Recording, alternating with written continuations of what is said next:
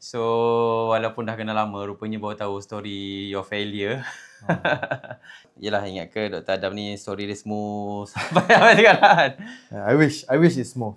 What's your greatest takeaway lah? Dia sebenarnya tentang embrace the failure tu. Embrace failure dan setiap failure tu adalah satu stepping stone untuk fly kan. Fear kills more dream than failure ever will. And failure is just one step closer to success. Thank you so much. Appreciate your time. Thank you very much. Semoga bermanfaat. Okay. For inviting me.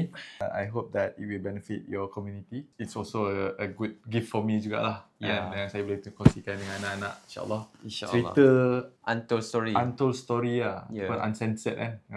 Very raw, very real. Betul. Tapi kalau nak tengok dengan lebih lanjut, kena tengok dekat YouTube channel Ar-Rashidin Academy. Yes. Ataupun TikTok Ar-Rashidin. So jangan lupa saksikan, make sure tonton sampai habis. Durationnya nantikan. Alright, thank you. One of the longest. Okay, terima kasih. Thank you very much.